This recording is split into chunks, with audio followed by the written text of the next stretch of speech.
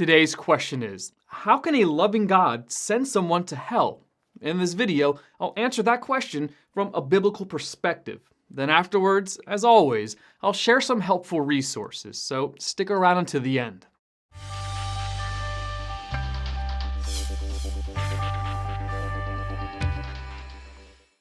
In order to address the question of a loving God sending someone to hell, we need to define a few terms and correct a few wrong assumptions.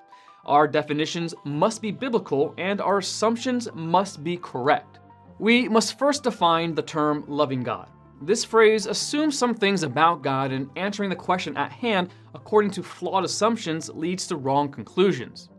Our culture defines a loving God as a completely non-confrontational being who tolerates anything we want to do. But that is not a biblical definition. 1 John chapter 4, verse 16 says that God is love. That means that he does not possess love as we do. He is the very definition of love, and therefore cannot do anything that is unloving. The law of non-contradiction states that something cannot be both true and untrue at the same time. So, if God is love, then he cannot be at the same time unloving. So, the first fallacy presented in the question, how can a loving God send someone to hell, is the idea that allowing people to go to hell is an unloving act on God's part. If we humans decide that God is somehow wrong to allow unrepentant sinners to pay their deserved penalty, then we have declared that we are more loving than God is. We have set ourselves up as God's judge and jury, and in doing so have closed the door to deeper understanding. Therefore, the first step in answering this question is to agree with Scripture that God is love.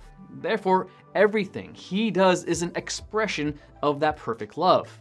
The second fallacy presented by the question, how can a loving God send someone to hell, concerns the word send, which denotes an action only on the part of the sender.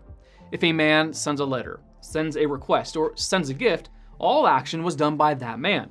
No action was taken on the part of the letter, request, or gift. However, this understanding of the word send cannot be applied to the question at hand because God has given human beings freedom to participate in their life choices and eternal destinations. John chapter 3, verses 16 through 18. The way this question is worded implies that if anyone goes to hell, it is the result of God's unilateral action, and the person being sent to hell is a passive victim. Such an idea completely disregards the personal responsibility God has entrusted to each of us. How can a loving God send someone to hell? The entire question is wrong. A better wording is, if God is love, then why do some people go to hell? Romans chapter 1, verses 18 through 20 lays the foundation for the answer. The wrath of God is being revealed from heaven against all the godlessness and wickedness of people who suppress the truth by their wickedness, since what may be known about God is plain to them, because God has made it plain to them. For since the creation of the world, God's invisible qualities, his eternal power and divine nature have been clearly seen, being understood from what has been made, so that people are without excuse. There are several key points in this passage that give us glimpses into the heart of God. First is the fact that people actively suppress the truth. People have been given enough truth to know and surrender to God, but they refuse it. Self-will wants to deny God's right to tell us what to do. So with the truth in front of them, many people turn away and refuse to see it. Atheist Thomas Nagel has said, "It isn't just that I don't believe in God, and naturally I hope that I'm right in my belief. It's that I hope there is no God. I don't want there to be a God. I don't want the universe to be like that." Second, Romans chapter 1 states that God has made God's nature plain to them. In other words, God has taken the initiative to make his truth known to everyone. History has proved this since time began, as every people group has sought some understanding of a creator to whom they owe allegiance. Such knowledge is an integral part of what it means to be created in the image of God. Genesis chapter 1, verse 27. Romans chapter 1, verse 20 then says that people are without excuse. And to whom would they give such an excuse? The very one who says that he has made himself known to them if they would only humble themselves and accept such revelations.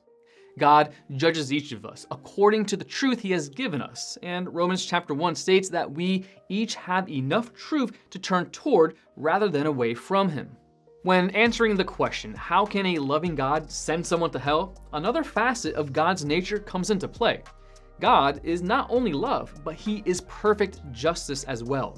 Justice requires adequate payment for crimes committed. The only just payment for high treason against our perfect Creator is eternal separation from him. That separation means the absence of goodness, light, relationship, and joy, which are all facets of God's nature. To excuse our sin would require God to be less than just, and to allow sin-tainted humans into his perfect heaven would render that place less than perfect. That's why only the perfect Son of God could go to the cross in our place. Only his perfect blood was an acceptable payment for the debt we each owe God. Colossians chapter 2, verse 14. When we refuse Jesus as our substitute, we must pay the price ourselves. Romans chapter 6, verse 23.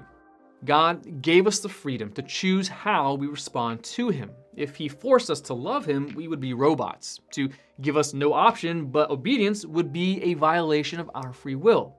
Love is only love when it is voluntary. We cannot love God unless we have the option of not loving him. Because God honors our autonomy, he will never force surrender or loyalty. However, there are consequences for either choice. C.S. Lewis summarizes this truth in his classic work, The Great Divorce. There are only two kinds of people in the end. Those who say to God, thy will be done, and those to whom God says in the end, thy will be done. All that are in hell choose it. Want to learn more? Subscribe so you don't miss the next video. Visit GotQuestions.org for more great content and check out the details section below this video. There you'll find one book I recommend, along with several links to related questions.